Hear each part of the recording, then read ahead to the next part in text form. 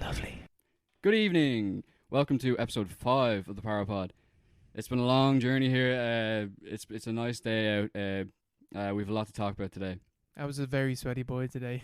Oh Jesus, it's a bit tropic out there. Yeah, Owen was very sweaty. I'm also pretty sweaty. Yeah, this walk up here is pretty intense. Man, I can't believe it's episode 5. We're like halfway to 100, man. I can't believe it. Yeah. This isn't a maths podcast, but it's good to be here. We're talking about Twilight again, Breaking Dawn Part 1, which is the 4th entry into the Twilight series. Yes, so one, yeah. This is the second last Twilight discussion we're going to have. So buckle in. Potentially. Yes. There might be you never know. Something's in the works for a potential Part 6. We're always hustling. I'm not reading before anyone starts thinking I'm the one reading that fucking book. But yeah. We have a background. We've got scholars working in the background to talk about that. We've got a few experts negotiating to come on. Experts. And then we're going to talk about Children of Men, Land of the Lost, recommended films for this week if you watch them. And then we'll take some listener questions. I'm going to have to decide by the end of this episode what film I want to do for next time because I'm not 100% sure. Yeah. Sure, we'll figure it out in the well, we go for... on the way. It's all about the journey. We'll talk about it at the end. It's all about the journey. It depends on how dark we go. Because I don't know. Dark we go in this? Yeah, how dark we go in this episode. Okay. With Children of Men and Land of the Lost. Our... Land of the Lost is pretty intense. I got 2... oh, no. Wait. But I got 2 films that, judging by the end of this episode, I'll decide whether or not the people are ready. Shit. How you been this week? I've been grand, you know. What can you do when you live in the shoe that is Dublin? You know. Do you watch anything besides Land of the Lost and Children of Men? I watched Scarface. Rewatched Scarface. Haven't seen that. It's pretty intense. It's a very good movie though. I'm on a big Al Pacino buzz. Great actor. All his movies are pretty crazy. Well, is what's that film called? Dog's Afternoon? Dog's Day Afternoon. Yeah. Is that a movie? I feel like it is, but I could have that wrong. If you look it up, if you put like watch online on into Google, you'll find it straight away. Yeah. Like most bleep things. that out. Yeah. It's on one of those like websites where like you think you're gonna have to like download some sort of like adware to maybe get the movie, but it's like on one of those sites where you go in and straight away they have like a player that just plays the like HD movie automatically. They're the best. They're ones. Great finds, rough gems. They're easy, the best ones. Yeah. As you watch besides Scarface? Not much. Not much. Yeah. I watched Lahain. Latin. On Friday. Yeah, Friday. Was it Friday? Yeah, Friday. It's on a movie, yeah. Yeah, have you seen that? Yeah, maybe we watched it in French. No, I did we? No, we didn't watch that. Do we not? No, we watched Oh, we watched the one with he's like in a wheelchair. What? He's in a wheelchair. Yeah, what? there's a guy in a wheelchair. We were in the same French class, weren't we? Yeah. Latin. Did we not watch that in like? Oh, 50? you thinking of what the fuck? Les and Touchy Buzz. Yeah. With the dude in the wheelchair and the black guy. Yeah. Yeah, no, that's not Lahain. That's one we watched. That's the one we watched. Yeah, Les and Touchy Buzz. That's Whopper. Yeah, I saw. That's a good feel good film. Yeah. I saw Latin ages ago in school. Man, it is. I think 2i maybe. Class. It's so good. Yeah. Your man from Irreversible's in it as well. He's in every French movie. What's the fuck? Vincent. Yeah, something. I can't remember his name. Yeah, some French name. He's good though. Yeah, he's a king. He's man. There's so many good parts. What's about the cité and all that stuff? Yeah, it's about like it's kind of like it's like the ghettos. Basically like the ghettos outside of Paris, and these 3 dudes just floating about. More or less is basically just a day in the life for them. But there's like police riots and stuff going on, and just like dealing about stuff like that, and like all the characters have like kind of like a different philosophy for like how they're dealing with it. So like Vincent's character, he's like, I'm ready to shoot, I'm ready to kill a cop to get back. Like they kill one of us, I'm killing one of them. Then the younger dude, oh man, I can't remember his name. I can't remember the other two name at all.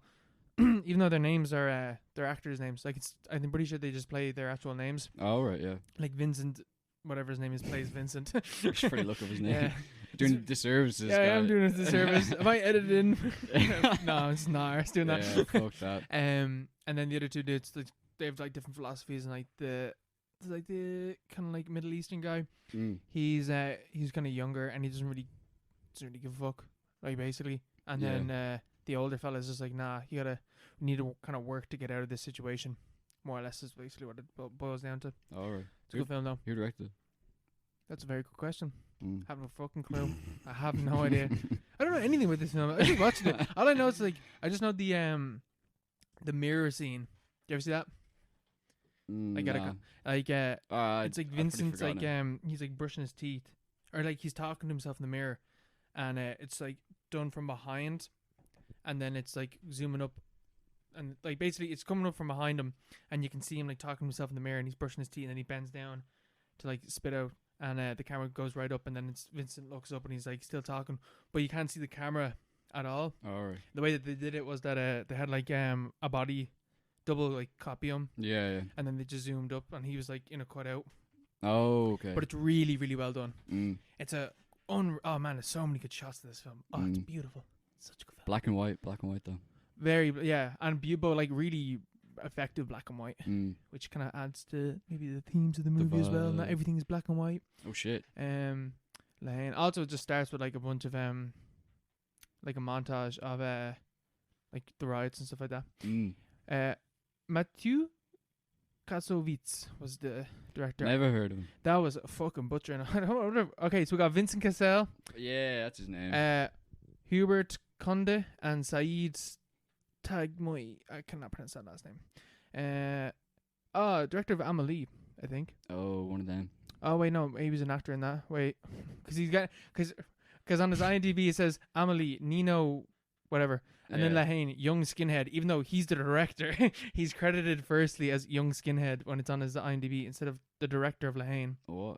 Which is really weird. Lahane. No, he hasn't done fuck all. He did Babylon AD. Do you know that film? What the fuck is that? I remember seeing that film. I remember hearing about the film. It's a fucking Vin Diesel film. It's absolute shite.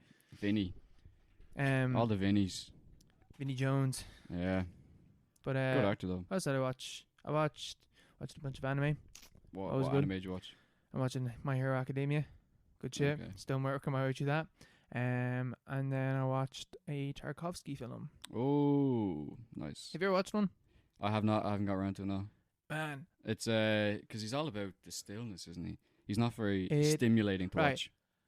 So like, not to sound like a fucking arsehole, right? Here we go. Well, that's what this is all about, to be fair. An artsy fucking arsehole, right? Yeah. But this film is fucking boring and it's artsy and it's slow, but I really, really liked it. Like, really, really liked it. Yeah. Like, it's just a very, very slow, quiet movie and it's beautifully shot. Oh my god. What's it about? It is about a family, a dad, a son, a mom, a daughter as well.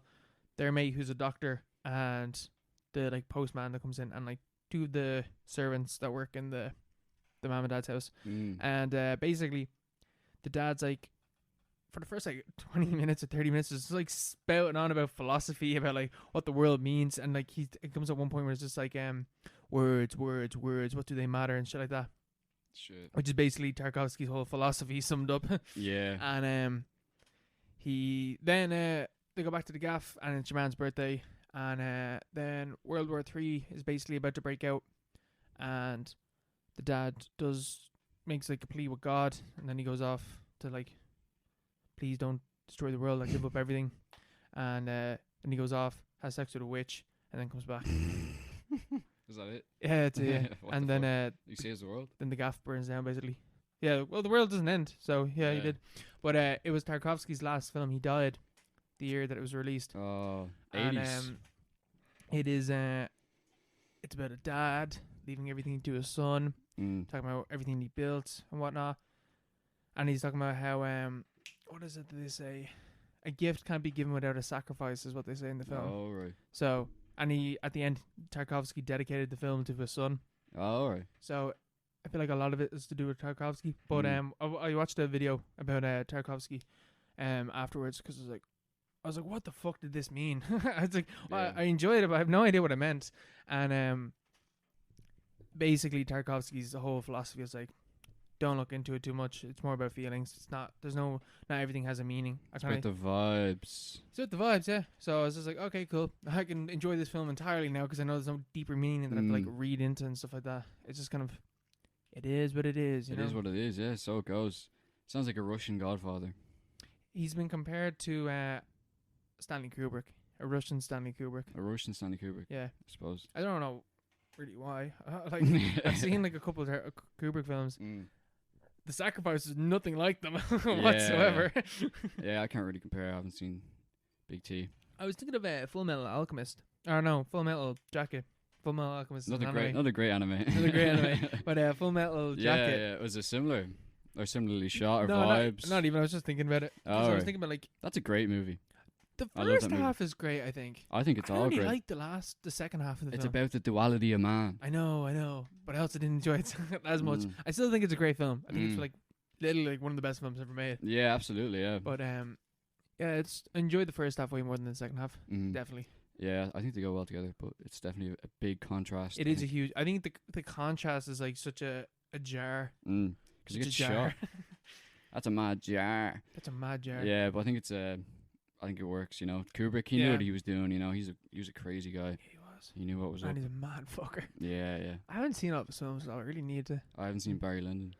I haven't seen Barry Lyndon, and I haven't seen Eyes Wide Shut, and I haven't seen 2001 either. 2001, yeah, that thing is so fucking boring. But it's a great movie. Great movie. Actually, sorry, that's probably why Tarkovsky's called the. Yeah, because his films are boring. His films are boring, yeah. But like, I imagine it's just because of 2001 that he's like compared to. It's like meditative. Because they're not like the way that they shoot their films is entirely different, and their stories are completely different. Like Tarkovsky films are slow. Fuck all happens in them. But like, I was actually reading there the other day. There's this book I was reading where he compares the horror of Stalker. I haven't seen Stalker now. I really want to watch that film. Yeah. Did you hear what happened to that film? No. The original version got burnt when they were processing it, so they had to reshoot the film. Oh, it worked out pretty well, I think. Yeah. Considering people still talk about it. There's still like bits in the film though that are from the original reel or something. It's something like that. It got burnt anyway, and they had to redo it. Yeah. But yeah, this guy was talking about the horror of like Stalker, where there's they don't see the aliens. There's like they're about 2001 and Stalker. They're both about aliens basically. Yeah. But the humans don't see it. And it's comparing sort of Tarkovsky with Kubrick's idea, where like Tarkovsky is just like completely sort of removed from the situation, and it's more about humans and spirituality and how humans think about it. Yeah, he's very religious. Yeah. Whereas Kubrick is like, it's more about the whole, or the fact that the aliens are there but they can't see them. It's more about how the humans experience this absence. Yeah. Something to do with that. But it was a pretty compelling comparison that I saw between them.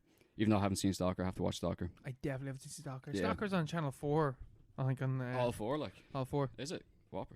It was for a while. Yeah. Man, All 4 is a fucking Whopper service. And it's free. It is. It's great. There's just a few ads, but you know what? They're like a minute. Even less most of the time. That's how I used to watch Ali G and Phone Jacker and stuff like that. Used to watch them. Oh man, I was thinking about what the fuck were we talking about? Phone Jacker? Yeah, we were talking about Face Jacker and Phone Jacker. That's what it was. But yeah. Yeah, no, I definitely want to watch more Tarkovsky films. Like especially because he has like 5 films or 6 films. I don't know. He didn't have a very long career, but I'm definitely never gonna watch that film. Andrea Rublev. That thing's nearly 4 hours. It's about a priest, isn't it? Yeah, it's about like a priest or an architect. Fuck that. I'm never gonna ever gonna watch that. Watch Barry Lyndon. That's like 3 hours. Fuck that. I'm not watching that. You know what, man? I was watching Sacrifice, right? And I was like, alright, grand, this is like an hour and a half, fine. Yeah. Like, I was lying down, and I was like, man, nothing's really happening. I feel like this film's only over. And I looked, it's 2.5 hours long. Yeah. I was like, oh, for fuck's sake. That's what I was thinking, because I was watching Scarface, and I had this idea in my head, because it's on Netflix, and I had this idea that it's about an hour and a half long. I don't know why I did. It's like I think I must have seen like a different film. The way they have like the running time beneath the title. Yeah. I must have seen a different movie. But I got about an hour and a half in. I was like, oh, it's maybe nearly over maybe. And it was like an hour and like 2 minutes left, and I was like, oh fuck. It's nearly 3 hour long film. Yeah. It's way Scarface actually is a bit too long in my opinion. It just goes on for ages. Did you think? Sorry, go on. It was a bit. It could have been a lot shorter, I think. But I think it was going for that sort of excess, especially with the 80s vibe and stuff like that. Yeah. And this whole American dream thing. It's like it has to be, excessive in every way.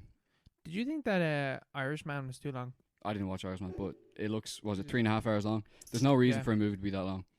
A movie should be max 2 hours long. And if you're going over that, it should be an all-time great movie. You're wasting people's time otherwise. Man, Inception is 2.5 hours long. It's a good movie though. It sort of justifies it. I don't know how though. I don't know where the time goes. Actually, it goes by so quickly. That's the thing. Yeah, there's like an art to like pacing. And a lot of films, if you don't have good pacing, you can be like 90 minutes or you can be like 3 hours long. There's a bit. It's gonna be rubbish either way. In Lahane where I was like, man, this is kind of dragging on. And it's only an hour and a half as well. I was like, this is kind of boring. Yeah, but then I picked up again. But I was like, ooh, just for like 10-minute stretch, which in an hour and a half film, 10 minutes is a long fucking time. You can't fuck around with 10 minutes. And it's like 10% of the movie. Yeah, basically. I can't do the maths of that. Yeah, literally. No, yeah, it is. Yeah, maybe 11%. It's because 90 minutes. Yeah, whatever. Channel Mr. Brophy here. There you go. But yeah, no. Irishman. When I watched that, like we watched it Christmas Eve. Had my family. We all sat down and watched it, and my man's friend and her husband stayed with us as well, and everyone fell asleep except for I was the only person that stayed up for the entire thing. Yeah. And I enjoyed it the most out of everyone, so that's probably what, like, that was clearly... It was good, yeah? Oh, yeah, it is good. Yeah. It's good. Like, you know, it's grand. Like, it's good. Yeah. It is a bit long, but, I don't know. I thought I'd, like, managed it mostly. I wasn't bored, really. Yeah. You know what I mean? Like, just, it keeps going. Yeah, Scorsese, he's a good guy. He's reliable. He's a pretty reliable. Reliable guy, you know? I don't know what he's directed, like... Silent. Did he? Is that him? Yeah. That was a good film. Actually, Departed. Man, Departed is very good. That was way. No, Silence is way slower than Irishman. Holy shit. Still good though, but my god. Yeah. Oh, it's called Silence. Like. Yeah, no. Departed. I've only seen the film once. It's pretty good. I didn't really think much of it when I watched it though. Have you ever seen Gangs of London or Gangs of New York? Nope. I think that film is shite. Buffalo Bill. Boyle and Hot Take. I think that film is shite. Yeah, I've heard mixed reviews. I don't think it's a very good film. Daniel Day-Lewis. I think, you know what, here's another boiling hot take. Daniel Day-Lewis is fucking shite as well. Oh no, he's not. Did you ever see There Will Be Blood? Yeah. He's whopper in that. Yeah, he's a great actor, but like people are like, obviously he's one of the best actors ever.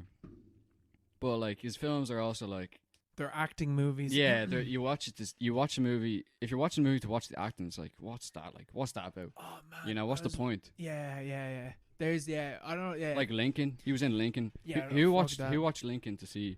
You know, to watch a movie. Appreciate the acting form. Fuck yeah. To watch a Steven Spielberg movie about Abraham Lincoln. Like we know this movie's gonna be about. What's gonna happen in it. You know, what the vibe's gonna be. It's just people watched it to see Daniel Day-Lewis act, basically. Yeah, no, I can't. Yeah, I fucking. Although I was gonna say like an actor can't really pull up a film by themselves, but you know what? In my opinion, Joaquin Phoenix really helped Joker quite a bit. Yeah. So he was involved from the start in that as well. Like, there's no other actor I think that could pull his performance I think is like the. There's no other actor could pull that off that line at the end. It's like where he's talking to Murray on the talk show. Yeah. Where he's complaining about himself. Any other actor saying those lines and it just sounds awful. But with him saying it, it sort of rolls off the back. It's like it goes with the character. Yeah. I can't remember the exact line. Something about complaining about Thomas Wayne and stuff like that. I was just like what do you get when you leave a mentally disturbed person by themselves? You get exactly what you fucking deserve, or some shit like that. Yeah, which is like the main line in the movie, but it's a terrible line. It's very poor. It's like just a bad line. It's so on the nose. It's so on the nose. The film is so on the nose. It's ridiculous. Yeah. It's just how long is that film? Like 2 hours? It's like 2 hours. Yeah. It's like an hour and a half of just fucking Arthur Fletcher getting the shit kicked out of him by society, and then it's like, oh, see, look what happens. Look what happens. He goes Joker mode. But yeah. How did we get to that film? Oh, Martin Scorsese. He was yeah. going to direct Joker as well. He was. He did. Yeah. Man, that's a good loop there. Good loop. Yeah. We did it ourselves. Yeah, the subconsciously. Flow. Yeah. The flow of podcasting. But King of Comedy, Scorsese, he did that as well. Amazing movie. Very, and very Taxi good. Driver, whopper films. Amazing. Very good. Better Jokers than Joker. Yeah, very true. Shall we move on to one of the... It's time to get to the meat. The meat. Yeah. Twilight. Breaking Dawn, Part 1. I promised last week I was going to do both of them, but I'm sorry. I couldn't do it after this film. This film fucking broke me. This film was too much. How long is this movie? 2 hours. 2 hours? They're all 2 hours. Oh. Every single one of them is 2 hours. But this one broke me. Because it's the worst one. Now, I noticed as well after because I was taking down my points on the film. my ups and my downs, whatever. And I was like, man, these could easily just be the reverse. So this could easily be the worst film, but it could also be the best film. Yeah. See, I watched it as well. I watched it on Thursday or Friday, and it's the first Twilight movie I've seen in a while, but I actually enjoyed it low-key. I didn't mind it. I'm really disappointed by this film. Do you know why? The main fucking reason. What? Man, the bed breaking scene is so disappointing. Oh yeah, I called that out when it happened. I thought he like fucked the bed down. That's not what he does. He just rips it down with his hands. Yeah. I was so disappointed. That was so grim. I thought there'd be more too. I thought there'd be more like, I don't know, more of a spectacle. Man, it just sort of breaks. It's like, oh, it's like, yeah. It's not like a wow. It's like a. It's like oh. I feel like I could have done that. It's like You know what I mean? Like I was like, oh man, thanks Jake, thanks Edward. I can actually do that. Yeah, it's not some like impressive moment. It's like he ruined. It's like it ruined the moment or something like that. Yeah. You know, I had this idea that it was like, I thought that like the bed was gonna collapse, but no, he just like pulls down the fucking headboard basically. Yeah. Man, that was easy, such a letdown. Easy. Such a fucking letdown. I was so annoyed. Yeah. I watched the whole series waiting for this moment. Yeah. But I hate the fact that like they go to that island and they have that like holiday home and stuff like that, and they make a mess after they have sex, and like Bella and Edward just walk away, and he's like, the cleaners can take care of that, and they get these like two like rich like, assholes, these two natives to come in like clean up after them, and then at the end they're in a hurry, whatever's going on, and Edward's running around the room at like light speed picking everything up. It's like he did that on purpose, just to spite the cleaners. Fucking asshole. I was like, he could easily clean up like that. No fucking bother. Yeah. Lightning quick. Bad out, Edward. He's a fucking arsehole. We're cancelling Edward Cullen. Although having said that, I fucking loved. So at the start of this movie, I was like, hell fucking yes, this is what I want. When it's revealed that Edward was like a superhero in past life. You know the way he was like when he wanted to go off and hunt, so he's killing murderers and rapists. Oh yeah, I was like, and he's conflicted about it. He's conflicted. It's like, man, they're fucking, they're evil people. Just do it. Go on. Yeah. Do it. There's a bit of justice right there that you killed them. There's clearly some sort of subterranean line going from the Twilight movies into the modern day Batman movie, 2021. Edward Cullen was Batman. Are you telling me that this? That'd be so good. Imagine. Batman. The new Batman's just a prequel to Twilight. Oh my god, that'd be so fucking. And he becomes good. a vampire. He's a Batman. This all makes sense. It actually does. Who's directing the new Batman film? Christopher Reeves, I think, or Matt Reeves. Get onto us. Christopher Reeves. We know what you're doing. We found you out. But yeah, that whole bit was fucking gas. And then I thought the wedding scene, like with the speeches, genuinely laughed. I actually did laugh. That was fucking gas. Even the editing was pretty. Yeah, the editing was spot on as well. The editing was so good. It's like coming in between Charlie. It's like, I have a gun. I'm a police officer. I know how to do it. Yeah. Also, finally, Charlie admits that he's hot. He says it in the film. It is canon. Charlie Swan is fucking hot. Yeah. There we go. That's the promo for this episode. That is, yeah, 100%. I am so fucking... Eventually, after 4 films, and they finally admit that Charlie's hot. However, yeah, after that, the wedding scene, I think the film goes downhill real quick. Because we immediately get Jacob and Bella. And his incel army. Oh my god, man. That scene where like he's like freaking out over that they're going to start having sex. Edward and Bella are going to have sex while she's still a human. And he's just like, he'll kill you. It's like, shut the fuck up, Jacob. It's so cringy. It's actually pathetic. Like, Jake's basically like, Edward's better at sex than me. It's like, is so... Yeah, it actually, no, it is fucking pathetic. It's pathetic. Like, it's sad. It's sad. But it's like, that's such a Jacob thing, though. Yeah, it's so 100%. Funny. He's such a loser, like. He's such a fucking But you loser. feel for him also, you know? Even though he's so petulant. And he's always like that. He's always like creasing his brow. He's always mad. Yeah. It's like, you're like 17. Relax, you know. Yeah, that's the thing as well. Bella's like 18 in this film. I thought they aged a bit more. No, I thought that the first film, like that New Moon took place like a year or so after the first film. No. They're only happening like a weeks apart. Yeah, this entire series happens in about 2 months. I don't think it's 2 months, but it is something like that. It's like a year or something. It's like a summer, like it's like a year. It's so weird. It's crazy, yeah. But yeah, Jacob was just so fucking annoying. He was like he was just annoying as fuck in this film. And like the way he's like talking about them is like really fucking weird. Like Do you see when he rats them out to his pack? He tells them that Edward and Bella are gonna have sex. And his pack mobilizes. Oh yeah, but I don't think that's. I think that's just him thinking about it because they're all. They're connected. They're all connected, so they can hear each other's thoughts. So he's just thinking about that, and then they're all just hearing about it. I don't understand why they didn't hear beforehand. Yeah. Well, maybe it's like because he's like in emotional anguish, you know. It's like a very emotional moment. Wait, no, I think it's I actually think it's that you have to be in wolf form to do that because when I think that's what it is. I think you have to be in wolf form to do that. I don't think you can do that when you're not a wolf. He summons his incel army to reclaim Bella's honor, you know. Yeah, but he's like just a fucking dickhead throughout the entire film. Yeah, but even that bit where like he's sitting on the beach. Do you remember that bit? And he's talking to the brother and the sister wolves. Oh yeah, and he's just like, he's just like kind of jealous over the older wolves that like they all imprinted on their real girlfriend. Oh yeah, I remember and that scene, and he's just like, you can't be happy when you're with one other person. Like, oh, fuck off, Jacob. You literally want to do that. You're just pissed off because you can't do that with Bella. Yeah. But then there's like before the big battle's about to start, it's like him against the rest of the pack because he's taking Bella's side and they're trying to come in and he's becoming an alpha male more. He's trying to assert himself, but it's just him by himself. But then his mate Seth and his sister or something come in and try to help him. And he's like, go away. He's like, it's all about him. Like everything's about me. He's like, he's such a white knight. Even when we're skipping ahead a bit, but when Bella's like about to give birth, she's like on her deathbed as a human. Like she has a vampire inside her, and she's like her body is like breaking from the inside, and her belly is like massive, and she's gaunt and she's about to die. And Jacob's just there on the sofa, and she's like really cold, and he leans over and like tries to spoon her. It's all about him. Like, he's like she's literally about to die. Yeah, because when I was watching this with Isabel was just like shouted saying, "Just give her a blanket." He's like, "You're cold." Oh, so weird. Oh no, it is so fucking weird. He's such a little fucking weirdo in the film. He's so annoying. I just found him fucking annoying through the entire thing.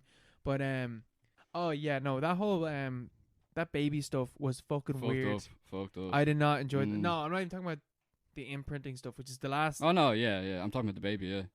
Oh, the baby's fucked up, like. No, just the whole Did you know that Stephanie Myers is a Mormon?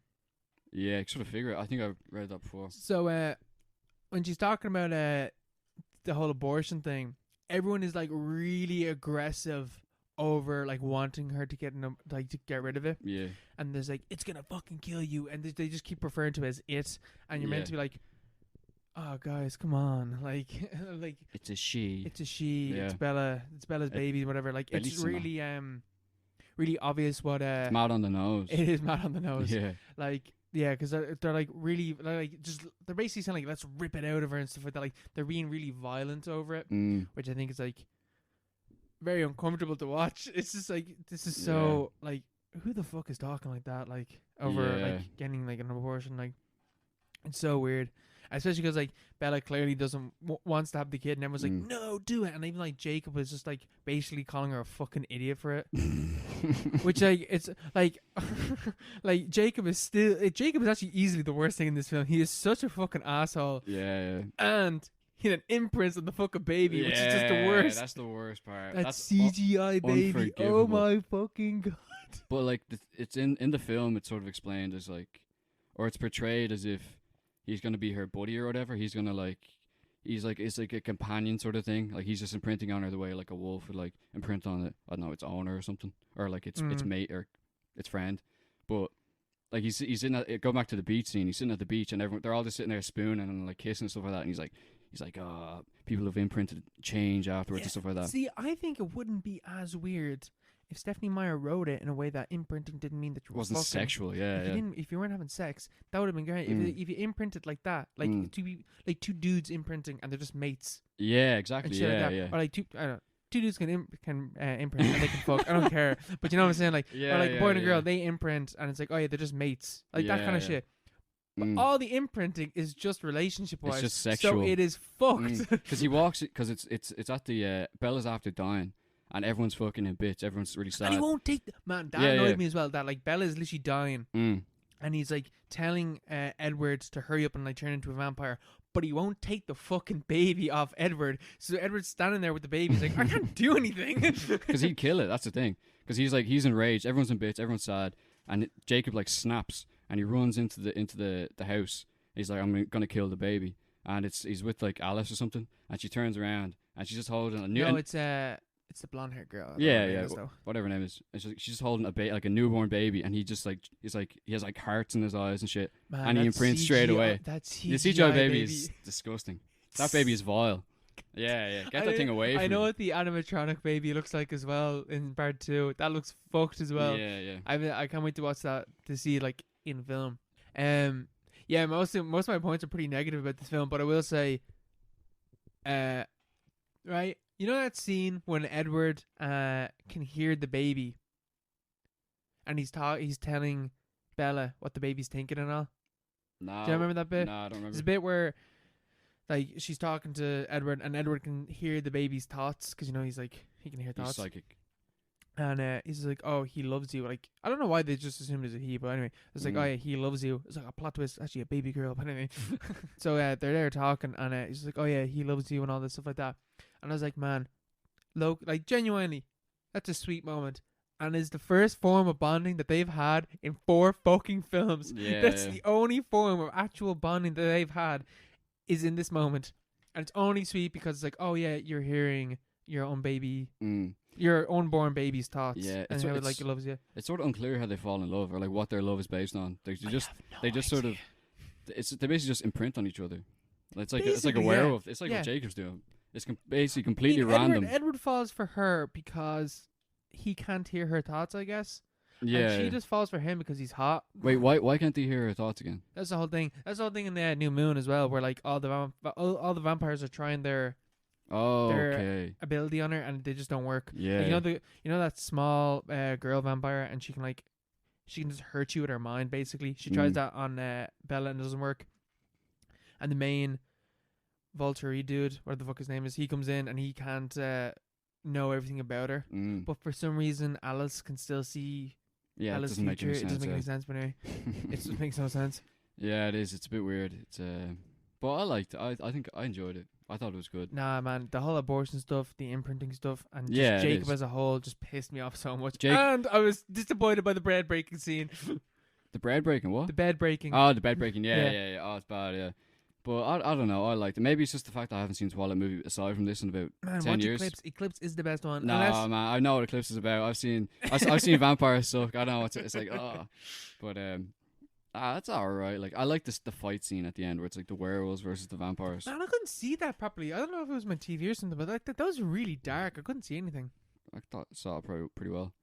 I think as well. Man, if the CGI was better, it'd be so much better as well. Yeah, the CGI is bad. The thing with the wolves as well. I remember you said something about the fact that the werewolves are just wolves. It really annoyed me during this when I was watching this movie. Yeah, it's so annoying, isn't it? I wish they were proper werewolves. Yeah, I was saying to Orla, I was like, why are they just wolves? And she's like, it doesn't really make any sense. Yeah, it's such a letdown. It is such a letdown because, like, man, imagine like, and especially because they transform so quickly. Yeah, like they're like, man, that bit like is it's New Moon where like Jacob jumps and he just turns into a wolf and then he lands onto the ground and he's just ready to fight. I love the slow build up, like Werewolf in London. Yes, American Werewolf in London, like the Wolfman and stuff like that, where like it's like painful to go through. It's like a transition. But this is like nothing to them. It's no bother. They're just turning. These morph. Yeah. I think actually New Moon would have been better if we got the scene where Jacob is turning into like the first we actually see from his perspective him actually turning. Yeah, definitely. Yeah. These films are really weird the way that like we don't get like we get like the Volturi's perspective. But then everything else is just from like Bella's perspective, and we don't find anything else out. Yeah. Which is just like the way they switch in these films between those two. Yeah, it's a bit weird. Because the books are in first person, so it's all from Bella's perspective. Oh, are they? Yeah. Oh, okay, that makes way more sense now. I'll allow it. Yeah, it's like the most obvious self-insert like story of all time, maybe. Yeah. Still though, do you want to hear my the overall rankings though? Yeah, stick on the ranking. So right, first up. Edward being a superhero, Charlie admitting he's hot, and the speeches at the wedding scene, they're all 3 points, right? They're all 1 up. Yeah. It's a 5 out of 5 film. However, Jacob immediately brings this film down with how he starts talking about them fucking. That just brings it down. Yeah. And then when they actually do fuck, the bed breaking, that's another point down because that was just such a disappointment. And then Jacob brings this film down again because he's just being a fucking whiny asshole throughout the entire film. So Jacob alone takes 2 points out of this film. So then all the abortion stuff then as well, another point. So we're at 2 out of 5 now. Then I give a point for the Edward and Bella scene because that was genuinely sweet and the only form of bonding that they've had for films. So we're at 3. However, Jacob then takes that point away because he imprints on the baby. Yeah. He's ruining everything in this. He just ruins it. However, I thought that the CGI baby was fucking hilarious. Yeah. I could not stop laughing. It was so fucking weird. So I gave a film a point for that. What? The film doesn't get a point for the CGI baby. It gets the point, man. It gets the point. Jesus. And then I took the last point off for the music. The music in this film is fucking awful. What's the music? Oh, it's just tween comedy music. So this film overall, unfortunately, it's a 2 out of 5. 2 out of sad 5. Jacob faces. 2 imprints out of 5. That's better. Yeah, 2 paw prints out of 5. 2 sad Jacob faces. We need some better than that. No, we'll do the 2 imprints. 2 imprints out of 5. 2 imprints out of 5. Christ. Jeez, is that the lowest Twilight movie so far? Yeah, no, it is. This is the worst one. But I kind of knew that as well because, like, man, part 1s are always shite. Yeah, absolutely. They're always bad. Like, is there any one that's actually Godfather good? Part 1. But that's just yeah. a movie, yeah. That doesn't count. But like, there's no part 1s like where like they split something up and when it was originally 2 parts, 3 parts. But yeah, that's it. Twilight breaking down part 1, shite. Disappointing. I was disappointed, man, because like the start is so good. Like, man, I like because like that wedding speech scene genuinely is really good. Yeah, like there's 2 parts that like. That is genuinely funny, and then Bella and Edward with the baby talking, genuinely sweet. That they're the first 2 genuinely good points in this entire series. Yeah. But it's the worst film. Speaking of CGI babies, actually, that's good. What a way to come back. There's Children of Men, our recommended film for the week. There's a CGI baby that shows up at the end of that. Yeah, there is. Spoiler alert, obviously. Yeah. Considering what it's about, it's set in the near future, 2027, where humanity hasn't, no one's been able to produce babies for the last 18 years, and the world has sort of fallen into chaos with no future. Britain has devolved into like a fascist police state in the meantime. They're like rounding up refugees and like sending them off to camps.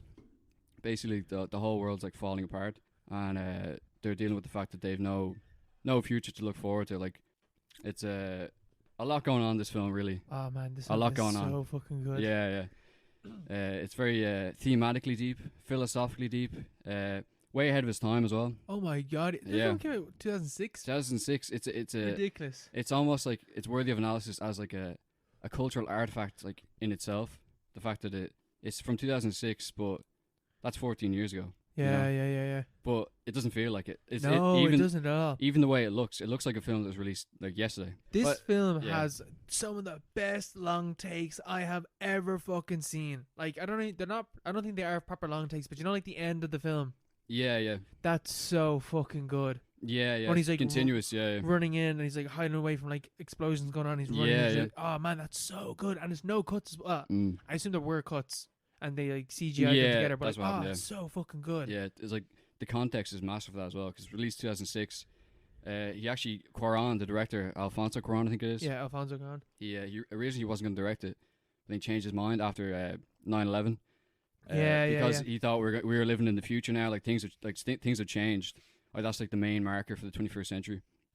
And so the Iraq War happens after that, and you have all this footage, all this like sort of stylized depictions of what's going on over there, how war works, and then this film basically goes against all of that. It's like it's anti-war, but like it negates war itself. It's like it puts you right there in the battlefield. Yeah. And it's really like stressful to be there, and it's like it's bleak, and it's like it's not fun, and there's no catharsis really. Like there's people he like fights with, and there's a guy who's after him, the main character Theo. Yeah. But he doesn't kill him. Like this guy just dies randomly. He just gets blown up at one point. Yeah. Out of nowhere. It's sort of how war works. It's just completely pitiless and senseless, you know.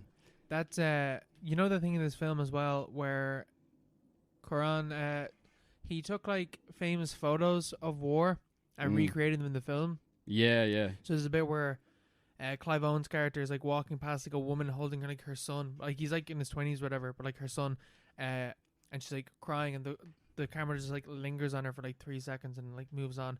But that's like recreating a very famous photo of from the Balkans, I think it is. The Balkans, yeah. Of a woman doing the exact same thing. Like there's constantly shots like that. There's like ties to like concentration camp like imagery as well. Yeah, definitely. Yeah, with like all the camp, like the immigrants being locked away in like cages and stuff like that. Yeah, like all through the film, it's basically focused on Theo and the main characters. But every now and then, like at the end of like a take, the camera will wander off and it'll just sort of show the background. People in cages, or like guards like telling people to move on, or that someone getting beat up and stuff like that. Or that image of the mother holding her son. It's a visually rich. And a beautiful film. Beautifully shot film. Yeah, it was very informed by Slavoj Žižek, the man himself. Big guy himself. The big lad. The rock star communist. Rock star Marxist. The Elvis of critical theory, as they say. But it is something like that, though. Say something like that, but Koran like read Zizek's work to like inform his outlook, to inform the film, and he features in like the special features on the DVD. But he basically analyzes the film in the DVD. It talks about how it's like it sort of inverts the convention of like the individual character, or the film happens through the main character. Yeah, it's but the opposite. He's not the. It's like he's not the pushing force in the film. He's just like just a guy. Things are happening. He around has no him. real control over what's happening. Yeah. That he's just trying to get from point A to point B, and that's all that he's trying to do. But everything that happens in the film is stuff that happens around him. Yeah, the situation channels through him rather than him like imposing himself on the situation. It's like she talks about how all the action really happens in the background. Like you don't really, it doesn't really matter what Theo is doing. It's like what's happening behind him. You know, you're not even. Yeah, that's why the camera lingers on things, because the story is really going on in the background of the film, as opposed to following Theo. Yeah, definitely. Man, this film's so good. It's crazy. Yeah. It's very it's fashionable these days to like point to a film and say, oh, this is ahead of its time. This predicted this or whatever. But this is the kind of film where like that reach is sort of worth it. 100%. Especially like watching this in a post-Brexit world. It's because this is set in England, and the way that the English are treating immigrants in this film, it's kind of how they wish they were treating immigrants in real life, I guess. Yeah, it's like a hyper stylized. It's just like a quintessential post 9/11 film, really. It's not really specific to anything. Like people talk about like, you see like Trump in it, or like Brexit, or the pandemic even, or the recession, and it's basically all of these things together. But like it's all contained within one sort of epoch, which is the time after the War on Terror, the time after the fall of communism and stuff like that. This sort of crazy period we're in, where things seem like they're really unstable, but at the same time they're completely stagnated. Nothing changes. The film itself is like hasn't dated at all. It seems as if watching the film, just looking at the way it's shot and the themes, that like nothing has changed in the past 14 years. No, even the special effects are grand. Yeah, they're perfect. Yeah, they're all because most of it's practical effects. The first one, it looks like it anyway. Yeah, the first main sequence where the bomb goes off in the coffee shop and he's outside. That's so good. Yeah, that was shot. Such a good opening. That was shot 2 weeks after the London bombings in 2004 or 5. Jesus. Yeah, so they had to wait. They're gonna film it like I think the week of, and then they had to delay it for a bit, obviously not to spook people, because it was like a practical effect, and it happened on a real London street, and they didn't want to freak people out. So it was already predicting things that were happening before it was even made. Yeah. It's such a weird movie. I love one of my favorite sequences in it as well is when they're in the car and the camera's just spinning around, like kind of like focusing. I don't know where the camera actually is in the car. I assume it's like in the handbrake kind of area. When they're attacked. Yes. Yeah. And it's like looking in the back, and then it's like going up to them, and then it's like moving around or whatever, and then you just see the car and like, oh shit, back up, and then just hell breaks loose, and it's all one take again. Yeah. It's all incredibly choreographed, incredibly well done. One takes. So realistic as well. So realistic. Because that's the thing with the one take. You feel like you're there, you know. Yeah. And that's what the war scenes are so much more intense because of it. Yeah. But there's even like the reference to that guy, the son in her mother's arms. That's a reference to a sculpture, La Pieta, which is a depiction of Jesus Christ in Mary's arms after he's died. That's what I was thinking of. Not the Balkan War. That's what I was thinking of. Yeah, Mary, but the picture itself is a reference to La Pieta. It's like it was taken in that. Oh, in that really? style. Yeah. Oh, yeah. shit. But that's what Karan said in an interview. But they mention La Pieta in the film as well. There's the point where Theo goes to his cousin, the minister, to get the transit papers. Yeah. And he goes to like Battersea Power Station, which has become like a weird kind of like art gallery. Yeah, for the rich. Yeah. And he mentioned the minister goes, "Oh, we tried to get La Pieta, but they blew it up or something." Yeah. And so it's like the Battersea Power Station, but it has like Michelangelo's David, Guernica by Picasso, and the Pink Floyd pig. Yeah, the Pink Floyd pig. All these like artistic icons completely removed from context. The fact that they're just sort of sitting there, like they've no meaning anymore. Stagnant. T.S. Eliot is a big thing in the film. Yeah, the Wasteland. I think the film Wasteland, ends with the quote from the Wasteland. Yeah, shanty. Yeah. But there's also like an element of like Eliot as a critic as well, because Eliot was a main thinker in new criticism. He wrote a lot about how tradition informs the present, how like artists relate to tradition, how tradition's always being recreated. Yeah. Stuff like that. So these artifacts, these art pieces are just sitting stationary, completely removed, stripped of all meaning, all context, because they're never going to have a new interpretation. Like they've finished being interpreted. So art is over. Yeah. A meaning is finished. And that's how it plays out with the world at large. There's no meaning, there's no reason to continue on. There's no future because... And that's the whole thing is like, the youngest person in the world has been killed. Has been killed because he wouldn't give an autograph. Yeah. I think that's the reason. Yeah, baby Diego. Yeah, he gets stabbed because he, or did he get stabbed? It doesn't matter. He gets killed by someone because he didn't give a fucking autograph. So you killed the youngest person in the world. Yeah. Even like the Michael Caine character. He's 10 great. Out of 10. He's a king. Yeah, great. Jasper. Yeah, Jasper is great, and the wife as well. I think she got Alzheimer's or something. I think she's just like in stasis. Like she's in like a fugue state. In stasis, like everything else in the exactly. film. Yeah, 100%. Yeah, she's like, because that's what I was thinking. Like Alzheimer's are like forgetting the past, where there's no more future and stuff like that. Yeah. So I'm thinking of something like that. But yeah, she's like in a stasis where like she's not aware really of whatever is going on around her. Yeah. And there's nothing for her. There's nothing past the present moment, basically. Yeah. And she can't even imagine where the future is. She can't move. She can't do anything. She's stagnant. Yeah. The world at large, and as culturally the world at large and stuff like that. There's so many layers to this. But the whole thing is very apt that we're drinking wine while we're talking about this. Absolutely. I can feel my accent getting more refined. Yes. Very much so, Mark. Yes.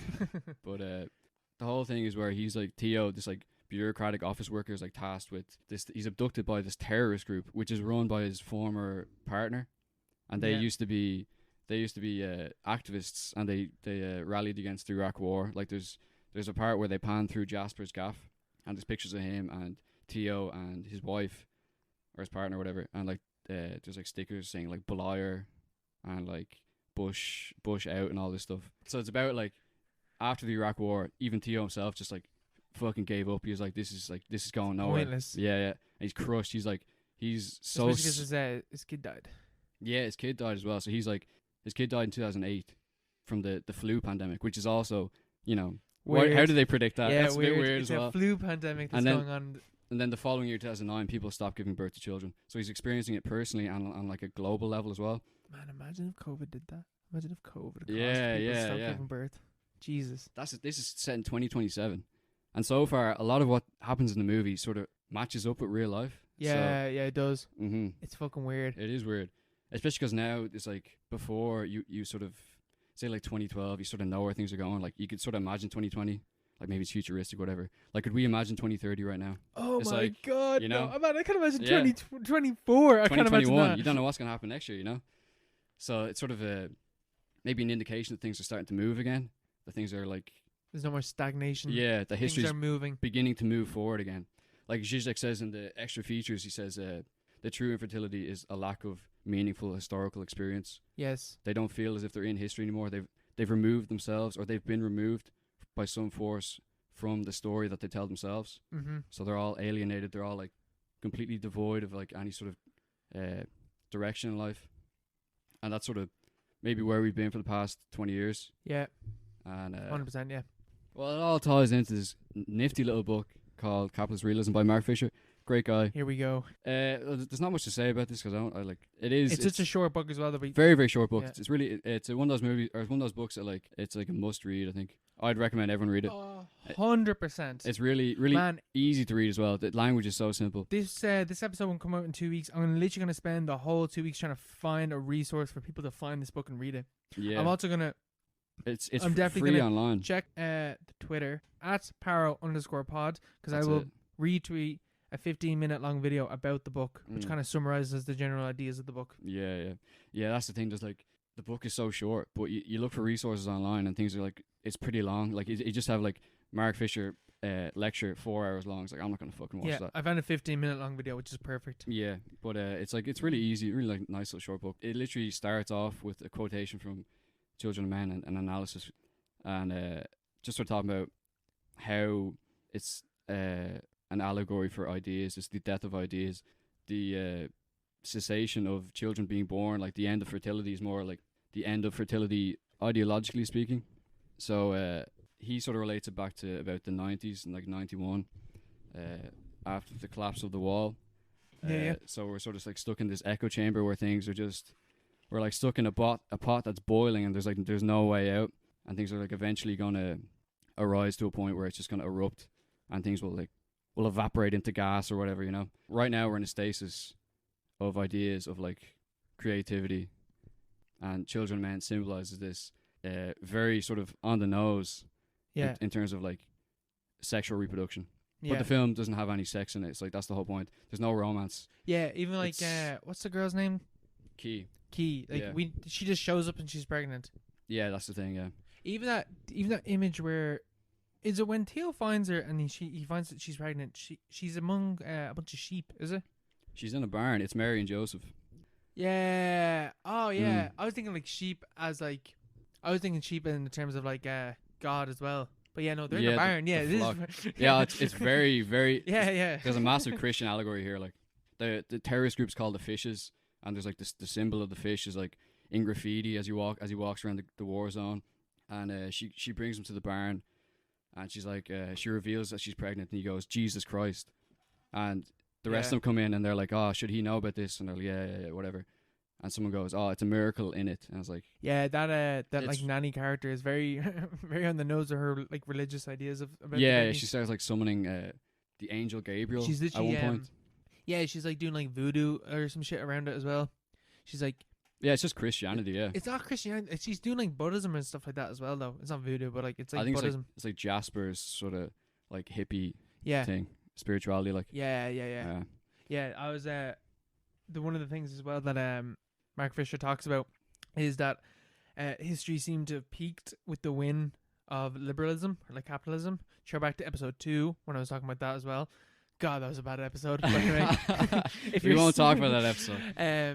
But that idea that like when like communism was defeated, capitalism reigned supreme. So that's where you get stagnation then, because there's nothing to defeat. There's no externality. What is there to do for capitalism except for use resources? Yeah, that's the thing. It turns inward. Yeah, you know, there's a whole different thing we can go into there, but it's basically you reach a point where if you colonized everything that's available to be colonized, that's what's happening in Children of Men. You can't go further forward in time. There's no generation going to come after you. Yeah, there's no point building something because no one's going to be there to inhabit it. Yeah, so things like became like a terminal recession inward, and there's like nativism and the whole thing about against refugees and the fact that they turned to sort of a fascistic sort of arrangement. That's what it is. It's returning inward. Even that thing as well, because like you get the climate. Basically, it's not climate migrants in this, but England is seen, or like the UK is seen as like a safe haven. So all the refugees are fleeing to there from like the Middle East. Yeah, there's an Irish refugee in one of the camps. It's like goddamn. Yeah, goddamn. We're always fucking there. But that is like similar to like the migrant crisis now, where because of climate change, yeah, because of capitalism using up resources, all the Syrians greenhouse gases that people have to flee where they're from because it's being flooded, or civil wars are breaking out there because they can't get food, and how they're all fleeing from these countries to get to somewhere safe, such as Britain, where they become more right-wing, more fascist in the way that they view things. Like, well, definitely more nativist, yeah. Definitely way more right-wing. Definitely closer to Children of Men, on a Children of Men scale, definitely closer than we were 14 years ago, you know? Yeah. So ahead of his time in that sense. Because that was a Labour government back then, wasn't it? It was Tony Blair in charge and all that stuff. That bastard. He did this, but yeah, it is a very compelling movie.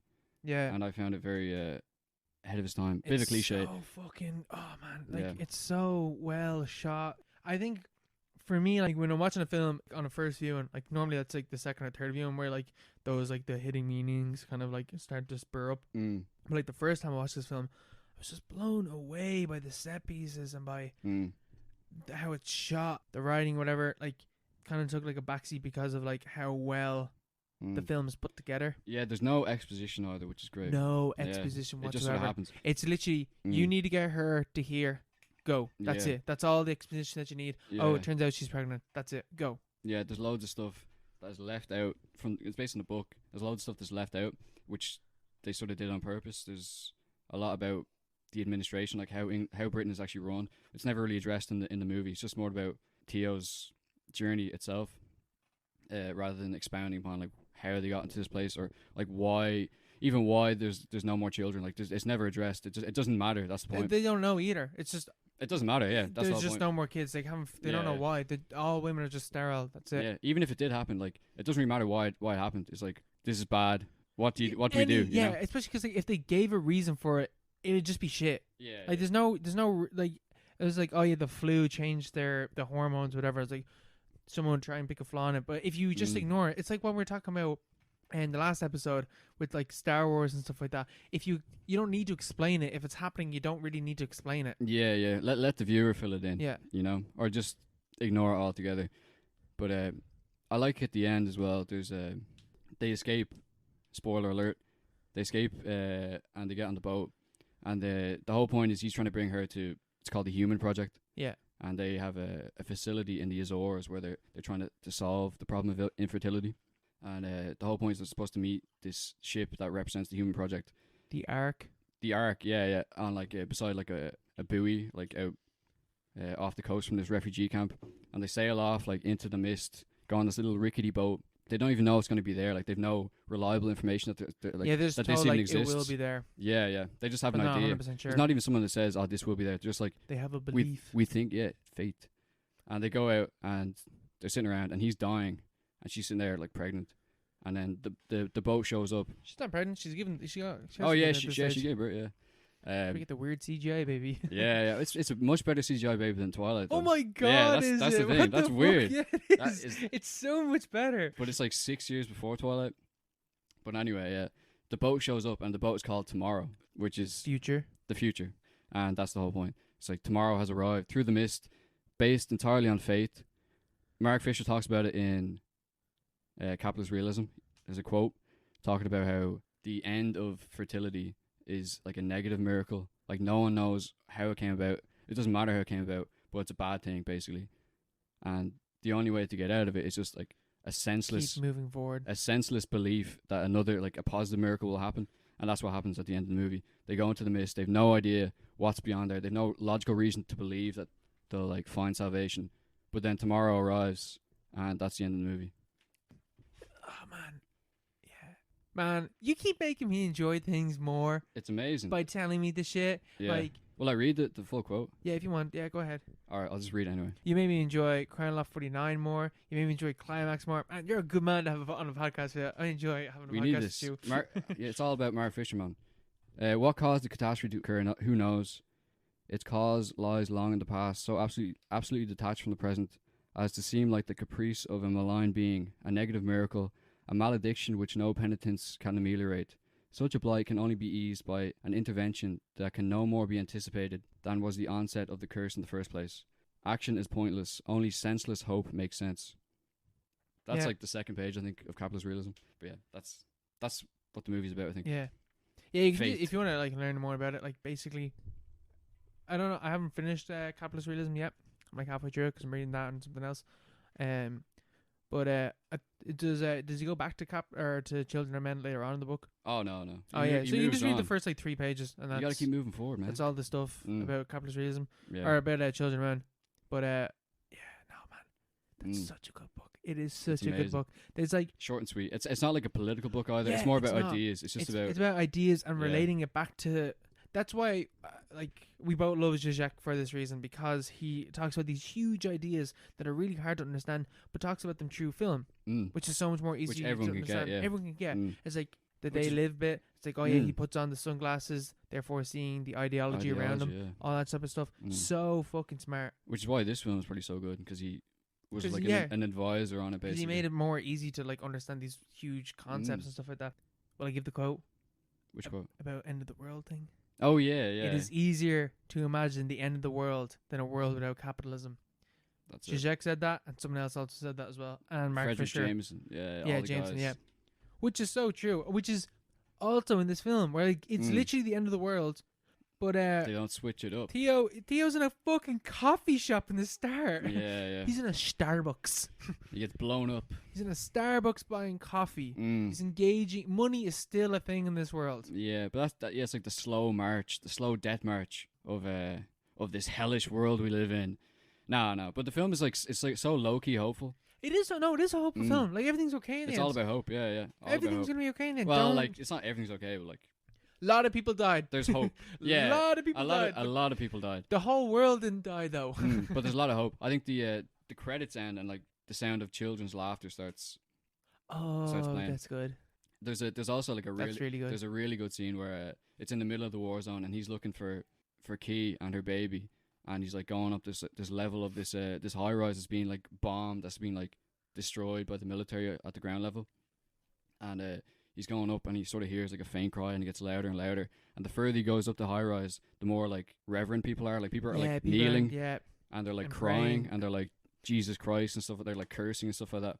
Yeah, and he takes the baby out. Yeah, he takes her out and he walks through this active war zone, and everyone's silent and looking down at this baby. Yeah, at this symbol. Jesus is born. At this symbol of a new world, and they're in an instant things have completely changed. And it's not even people are that's fake. People are that's real. That's a baby. Yeah, it's like a religious thing almost. Yeah, everyone freezes and stops and looks. The miracle has happened and things have changed, and they're thinking, even themselves, they're things will be different for me after this. Yeah, it's a very, very good scene.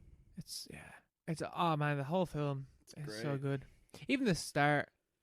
The whole world construction as well is so realistic because it's so grounded in 2006, what the idea of future is. There's some things the guards the guard are going around in their high tech suits and stuff like that, which is that's not we're 7 years away from that, so maybe, but that's a bit more high tech, and the cars are a bit more high tech and stuff like that. But beyond the cars and the clothes that the military are wearing, everything else is grounded in reality right now as well. Yeah. There's nothing. It's pretty realistic. That's what I was saying. It could have been released yesterday, and it could be about 2020 instead of. It was obviously be a science fiction movie about 2020, but it seems you watch it and it feels this isn't too far away. Yeah. Not that it's gonna happen, but couldn't be that far away. Yeah, it's you can feel the tensions in our world. You can imagine that it could happen. No, but you can feel the tensions in our world now that would result in that. Yeah. You can see. You can definitely see a scenario where this would happen. Yeah. Well, not the thing about the babies, but yeah, but in general. It could be something else. It could be whatever, climate change happens, and then this is why, because it's a very murky film as well. Very grey film. So Aaron, I hope you're okay in that grey city that you're living at the moment, actually, man. Yeah, shit, yeah, it's almost similar, Yeah. That's weird. Also, for people that don't know what we're talking about, Aaron is in Vancouver at the moment. Friend Shout of the out to podcast. Aaron. Not a friend of the podcast, a brother of the podcast. He's an honorary member, actually. And he's just never appeared. Sent us a couple of Snapchats of the fires in California that have the smoke of it have spread up to Vancouver. But yeah, what Aaron saw in Vancouver is basically all of London. That's what's gonna happen, or whatever around in this film. But yeah. So how does this film tie into Land of the Lost? Well, in a theoretical sense, because I know that we're going through the warp hole now. We're stepping through the whoop. Whirlpool. Oh my god, where am I? Oh my god, what the Oh, fuck? Shit, is that a dinosaur? Little feral. We're going through the tachyon amplifier. But so there's a scene, Children of Men, where they have the art pieces, and it's mentioned in capitalist realism, where like these art pieces are just sort of removed of all context. They're just sitting there. They're just artifacts basically, and they've no meaning, and they're just sort of commodified. Yeah, I don't. Right, yeah, It's like a museum. It's such an interesting scene in the film because like there's no one there to see this art afterwards, but this guy's just hoarding all of it. Yeah, well, because he wants it. That's basically. That's how it works now. Like he mentions in the book about the British Museum in London. Like all those artifacts just sitting there, and like they've no meaning anymore because there's no one around to. No one in the British Museum derives any meaning from the artifacts there. They're just collections from the British Empire. But in Children of Men, like they have these like art like Guernica and David, and the Flying Pig, but it's like a small scale sort of allegory for like the wider thing. Like people walk around, like ideologies, feelings, just like political systems have no meaning anymore. They're just sort of artifacts, like completely denuded of all context or relevance to actual reality. And this ties into Land of the Lost, because in Land of the Lost, it tells the tale of a guy called Rick Marshall, based on the 1980s TV series. A guy called Rick Marshall, and he's like a crank sort of physicist or something, and he creates this thing called a tachyon amplifier, and he tachyons are real things as well. Yeah, Neil deGrasse Tyson taught us that, I think. Yeah. Tachyons are actual particles that seemingly move backwards in time. So the film is a space-time vortex sucks scientist Rick Marshall, his assistant Holly, and survivalist Will into a world populated by dinosaurs and painfully slow creatures called slee stacks. With few resources at their disposal, Rick, Holly, and Will must rely on their only ally, a primate named Chaka, to survive long enough to figure out the way home. So they arrive through this vortex, Holly, Will, and Rick, and they arrive. Rick Marshall describes it as stepping sideways in time. He's not traveling forward or backwards. It's that's sideways. Thing, It's a different dimension. Connected to time. Yeah. But time is not. It's like angular to our dimension, our reality. And so he steps into. They appear in this desert, this like sort of wasteland, that's like nowhere but like somewhere at the same time. Yeah. It's like constantly sunny, and there's like dunes off in the distance, but also you have like it's like the Golden Gate Bridge is like somewhere off on the horizon. There's like Cadillacs like perched on ridges. There's motels. There's a motel. With swimming pools. There's a motel. Like there's airplanes. Yeah, there's a motel like half sunk in the. There's a Hummer. Yeah. The Wall Street Journal said this film isn't worth the celluloid it's printed on. The president of Universal Pictures said this film was just crap. And the creators of the original show deemed Land of the Lost one of the worst films ever made. It was also one of the biggest box office bombs of all time. Man, right? It's not a great film, but I don't think it's that bad. That's the thing. This is not only is this like a good movie, this is a serious movie worthy of serious study. This is. It has been studied. This is a good movie. There's something in this movie. Yeah, I think. Anyway. I think as well. Because when I was watching it, right, besides all the the Will Ferrell shite that's in the film, which some of it does make me laugh, admittedly, there is something going on in this film. The fact that these people have to go back they're not even going back in time. They're going sideways in time, and they have to. The way that they survive is talking to a primitive human, in a world where there's dinosaurs and there's artifacts of our world and the future as well. There's something going on there. Yeah, definitely. The fact that they're sitting there's all these artifacts. It is a bit of a reach, but this is a meta film. This is something else. This is like a film within a film. This is a film about our present world. We are in the Land of the Lost. This is what the Land of the Lost is. We're living in the Land of the Lost. The fact that the creators hate this so much is a testament to how good this movie is, because this movie is the TV show is like a kid-friendly sort of the TV show is Rick Marshall's the dad, and the other two are his daughter and his son. Yeah, and they go. It's like a sort of a family adventure thing, and it's like kid-friendly sort of. But this isn't. This is very this is just raunchy film. This is just they have sexual innuendos. And it's like stoner humor and stuff like that. But I think most of the reason why people think this film is shit is oh my god, I can't believe we're doing this again for the second week. What the fuck is your man's name? Oh, Danny McBride. Thank you, Danny McBride. I am so sorry, Danny McBride. He's a great actor. I will learn your name. I think most of the reason why people, critics and stuff, didn't like this film is because of Danny McBride's character. He's a very raunchy character. He just straight up says rotten things. That's the best part of the movie. But Roger Ebert, very highly acclaimed film critic, gave this film a 3 out of 4. He loved this For movie, some reason, he did stuff in 4s. But anyway, 3 out of 4. He liked this film. Yeah. But like this film, like they say, it's like it's already basically a parody. It's like, you know, Starsky and Hutch with Owen Wilson and Ben Stiller. It's like a parody of Starsky and Hutch from the 80s or whatever. This film is a parody of Land of the Lost, but people see it as like a failure in the sense that it doesn't accurately represent the TV show. But I think it's a completely different thing altogether. Like, as well as like lampooning the TV show, it transcends the TV show altogether. Creates an entirely different sort of like postmodern hyperspace where the TV show itself becomes part of the Land of the Lost. And so Rick Marshall, I can't believe he's on different levels in this how thing. much you're into this. I'm just saying, this film is amazing. I don't get why people didn't like this movie. I don't get, like, not like, let alone like what you're talking about. I don't get why people didn't like this film anyway. But there is it's funny. It is funny. The part where like he's like, I never trust a guy in a tunic after they just like seen the alien. It's like, that's good. Or like there's other different parts I just can't remember. But there's loads of bits. Even like the fact that like he's like, oh, the dinosaur has like the brain of a walnut, and it just fucks a massive walnut at him, like a huge walnut. It's like, what is this? Like, oh my god, it's a walnut. Yeah, I think Roger Ebert even mentioned the sort of meta aspect of it. Like, he talks about how like the dinosaurs are really bad CGI, and the actors look like they don't even see it. But like, that's the thing. He says people see this as a failure, and he sees it as like an intentional thing. Like, the actors knew about this. They're not. It's like they're aware that they're not in danger because it's a film. Well, not that's a film, but it's like it's a piss take movie. Yeah, it's like a meta movie. The actors, like the characters themselves, know that they're in a film and know that they're not in any real danger.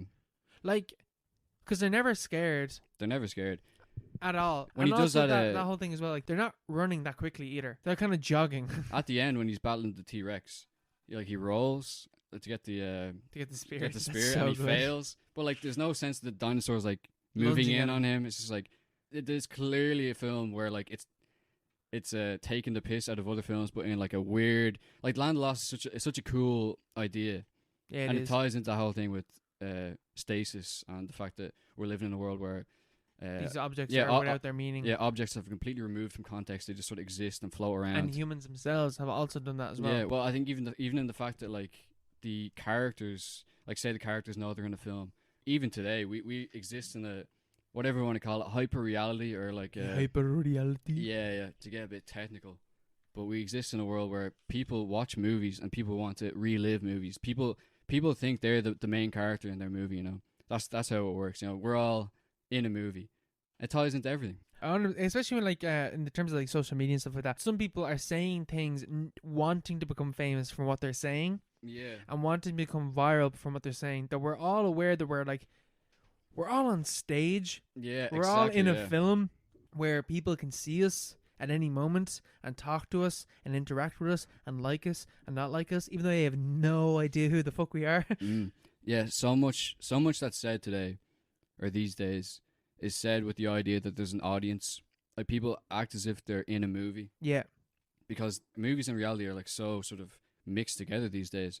You know, maybe movies are meaningless, but so is like, you know, according to... So is reality. So is reality, bro. It's like, according to the sort of Fisherist analysis of how art works, so it sort of matches into reality as well, you know? Yeah. But Land of Lost is... I think it's good. It's a good I like that movie. Bit as well where he's on the talk show. Matt Lauer, yeah. Matt Lauer can suck it. Yeah, he goes on at the end as well. Like, that's just sort of an example of how meta it is. Like, it's even aware, and even remember they go into like Enoch's lair or whatever, like a different dimension off from the Land of the Lost. Yeah. And he goes, yes, we saw the Matt Lauer video too in this dimension. It's obviously a pit. Like, it's Like the Matt Lauer show has transcended all these different dimensions. It's so, clearly something's gone so viral that people in other dimensions are seeing it. Yeah. That's It's hilarious. Yeah, that's fucking gas. Yeah. Oh, I think it's a great movie. Man, I really hope that my Instagram selfie didn't go viral on Instagram or viral interdimensionally. Yeah, Enoch saw it. What a good film, though. Yeah, it's a great movie. Will Ferrell, he gets a lot of hate, but you know what? He's got some fucking bangers. Step Brothers is one of my favorite comedies of all time. Other Guys is one of my favorite movies of all time. Other Guys is. Other Guys Oh my god, Other Guys is so funny. fucking good. So many great moments. I love it. So I'd never laughed so much in the theater at Other Guys. Which point? Oh, when they jumped off the roof, aimed for the bushes, because no one was expecting that. I saw it like within a week of it being released, and everyone's so like, good. Everyone's like, what? That is so good. It was amazing. No one was expecting it. My mom and my dad only watched Other Guys did her week for the first time. And I came down like halfway through, and they're like, I was like, what do you think? It's like, it's really fucking good. Yeah. It's not right to be that good, but it is. And Mark Wahlberg's amazing in it. It's like he learns to do ballet just to make fun of another kid down the street and stuff like that. And then the chief, or was it Michael Keaton? He keeps making TLC references. The bit as well where like he's in like the home store more, and he's like, oh yeah, just there's a rapist on like 6th Avenue. He's like, oh shit, wrong notes, because he's working. Unless you live on 6th Avenue. Yeah, unless you live on 6th Avenue, that's really important. You need to be careful. The fact that like he's a commissioner, but he's like overworked. Yeah, he needs to run 2 jobs because he's not making enough money. That film is a great message as well. Like, there's no right to have that sort of message as well. You know, it's about financialization, and even the end credits are all about how the people got conned in the Bernie Madoff scandal, like how Wall Street fucked everyone over. Fucking gas. How'd they do that? Oh, Will Ferrell, he's like a man of the people, you know. He is. He's a cultural theorist. He just does so many weird fucking films, and eventually he's gonna hit some fucking doozies. I think it's that guy Adam McKay. I think he was involved. Who the fuck is Adam McKay? He's like the producer or the director of a lot of those movies. No, I think I do recognize that name from IMDb. He works with Will Ferrell a lot, but everything he does seems to be pretty good. But yeah, I love it. I love it. And now, for the listener questions.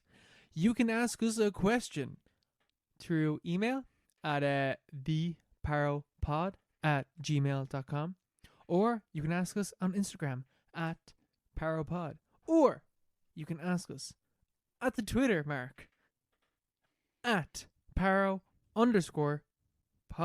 That's it. Possibly the best podcast voice ever. That's what it's all about. I really needed to focus there, because last time I tried to do it, I fucked up twice, and you had to do it instead. Well, it worked. Do you want to ask the first question? The first question comes from Aaron. Straight from Vancouver. Our good man Aaron, our correspondent on the other side of the world. He asks, what's the creepiest film out there? Got a lot of answers for this. Fire away. So I would say the scaredest I've ever been the scariest I've ever been in a cinema in recent years would be Hereditary. Man, I was scared fucking shitless during the end of that film. Scary movie, yeah. That film terrified me, especially that shot where he's getting out of bed. Don't spoil it, but you know the shot that I'm talking about. Everyone's seen Hereditary. Isn't this? Some people might not have. Some people listening to this might not have. You should have seen it already. If you haven't seen it, watch it. Which shot are you talking about? When he's getting out of bed towards the end of the film, and there's something in the left-hand top corner. Oh, yeah. When I noticed what was there, scared the fucking shit out of me. And then my fear sustained at that level until the very end of the film. It is a scary movie. But that film's not it's not creepy, it's not scary throughout the rest, like the early part of the film until then. Well, that's what it's all about, isn't it? You can't just be creepy straight off. You gotta build. I don't know. Or can you? Or do you know? Yeah, what film would you say is? I don't know. I'd say Halloween. Halloween's a very creepy movie. Yeah, it is, and that's like creepy throughout the film as well, though. I would say. Yeah. It's a lot of it is score and stuff like that. You know, I think it's that, not just high key. I think that's a perfect film. It's a perfect horror film for sure. Yeah, I think that's one of the creepiest films of all time. There's loads of mad old films. I know Black Christmas is a film that's like Hail is an amazing horror film, but you watch it today, it's like it's not that scary. Yeah, but it is creepy. Midsummer. Ari Aster just does good horror. He's just good creepy Midsummer's horror. is it creepy though? It's just sort of there's like I would say it was creepy because you're like, there's something deeply wrong going on, but you're not quite sure. Same with The Wicker Man. I'd say The Wicker Man's a pretty creepy. Actually, film. I completely retract what I said earlier. Yeah, The Wicker Man's like stuff like The Wicker Man is way out there It's when in terms of creepiness. Like dread and horror and creepy, they're like different levels. Like I love a film that's like dread or horrifying. They're like that's where I like to be when I'm watching a horror film. But creepy, I'm always like, I'm a little bit creeped out, but like I would say like It. I don't think It is a very good film, but I think like It is pretty creepy. Because I know that there's not any sense of immediate danger, because I know that there's a sequel to this film. Yeah. So it's not like dread or horror. It's just kind of creepy. Also, I don't really like It whatsoever. So yeah, it's not great. But yeah, I'd say The Wicker Man. Aaron, you should have seen it. You should have come see it with us. We all saw it together. Man, Aaron refused to go. Man. I nearly refused to go. Because I remember when we were agreeing to go see that film in Vancouver. I was hanging. I remember.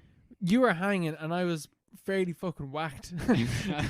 And I was like, I was so paranoid when you were saying like, oh, well, let's go see the new Ari Aster film. I was like, oh, what do you do? I was like, that was Midsummer, like. Yeah, Midsummer. Wait, what were we talking about? Wicker Man. Oh, Wicker Man. Sorry. We saw both. Yeah, we saw Wicker Man, and they did 2 films we saw in cinema. I wish we did that more. We should have done more. Anyway, but yeah, like when we went to go see Midsummer, I was so fucking scared beforehand because I was whacked.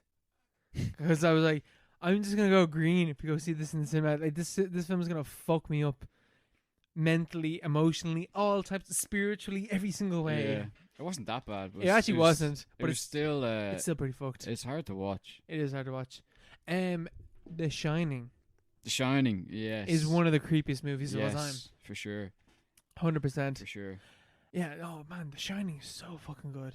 Shining is, like, I know it's like greatest films of all time, greatest horror film of all time, deservedly so. I think it's a masterpiece. I think. And besides that, Texas Chainsaw Massacre. Of course. Classic. Of course. One of the great movie. One of, again, I think it's on like nearly on par with Halloween in terms of the aspect of horror. The Wailing. Have you seen that film? I've never seen The Wailing. It's a Korean film about ghosts and demons taking over land and taking over people. And it's a very creepy film all the way through. Quite a scary film. It's quite a long film, and in some parts it might be a bit boring, but I think it makes up for the journey. Is worth it when you watch it all the way through. It's a good, very good horror film. Actually, right, this is the last one I'm going to throw out. Under the Skin. Have you seen that film? No. Under the Skin is really fucking creepy. There's a lot of stuff going on in that film. Might be a recommendation in the future for... She's an alien. She's an alien. It's basically Scarlett Johansson is an alien. She comes down to Earth and she's trying to lure men to her cave, basically. Her like other dimensional realm, basically. She like lures them away to like an all blackout room, basically, where like it looks like there's no floor, there's no roof, there's no distance behind, there's nothing. It's just like a black space, but there's like a plane that they're walking on. It's a very creepy film, especially when you know that Scarlett Johansson wasn't really well known at this stage. What? 2013? Yeah, she wasn't. They went. What? She was well known, but she was famous. She was, but they went to a part of Wales. It was in like Scotland, like Outer Hebrides or something like that. It was Wales or Scotland. I don't know where they went to, but she was mad famous. People didn't know who she was though. Yeah, because she was in makeup as well. And so when you're watching the film, this adds a bit of creepiness to it. Is that when she's going around, she's acting, but some of the people that she's talking to don't know that they're being filmed. Yeah. And they're real people talking to her, and they don't know that she's acting, and she's acting in a really weird way, and they're trying to like talk to her. And it just adds an extra layer of creepiness. So there you go. I would say Texas Chainsaw Massacre, Under the Skin, Wicker Man, Hereditary, Midsummer, Halloween. There's another one there. Can't remember. It's Can't remember. Wailing. Yeah, one of The them. Wailing. There you go. Yeah. Right. In from the second question. What the fuck does that mean? Our second question. Our second question. Coming in from our boy Neil. Shout out to fucking Neil, the absolute G.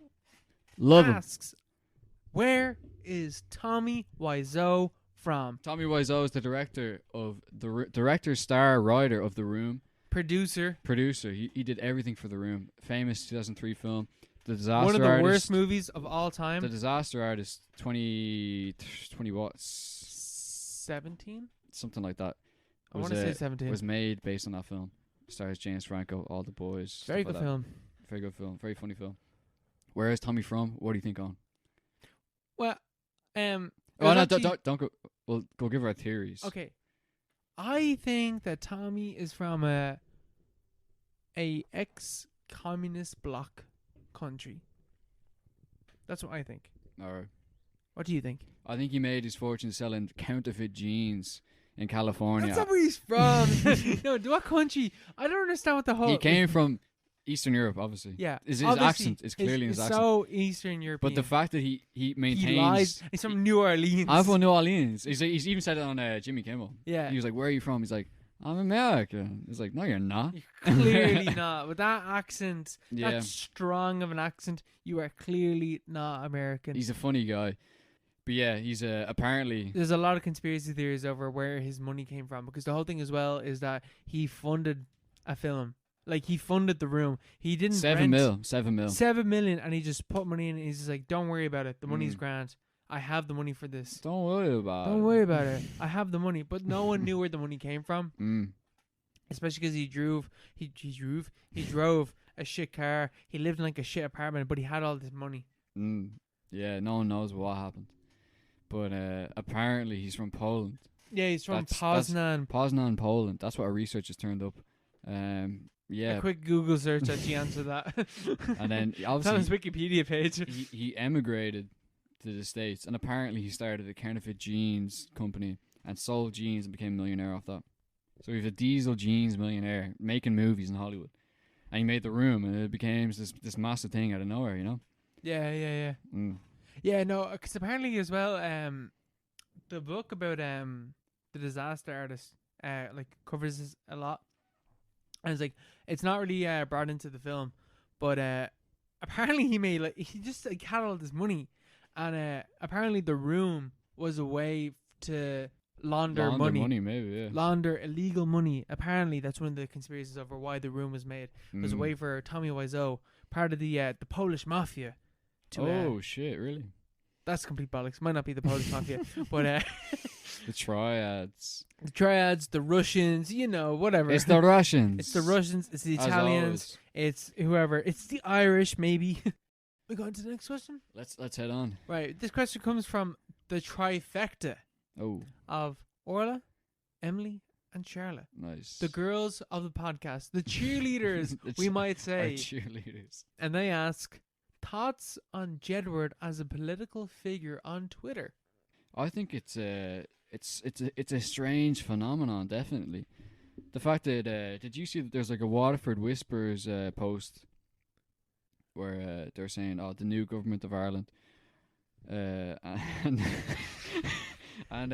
spilled the can all over myself. And it was like Jedward and like fucking Jem Hodari in the background, and like all these like different weird characters from like Irish politics. Just like for some reason, Jedward is just in there. They're like the focus of like the Irish psychology right now. Yeah, I know what you're talking about. It's so weird.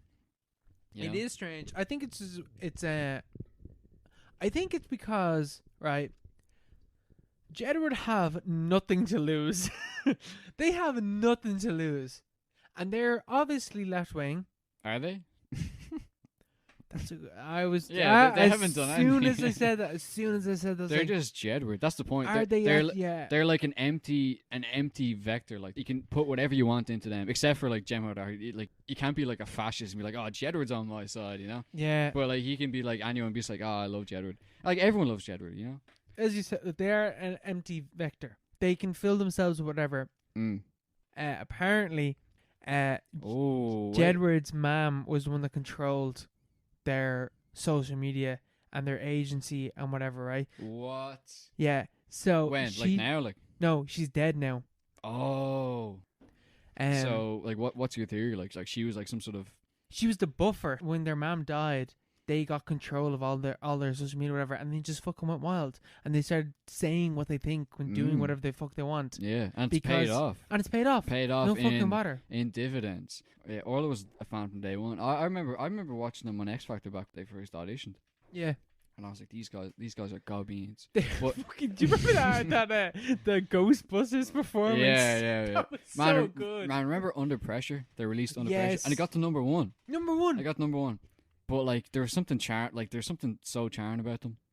Even though there's something about them. There is something about them. Like, even though like fucking Egypts. Yeah. Even though they look like fucking robots or something.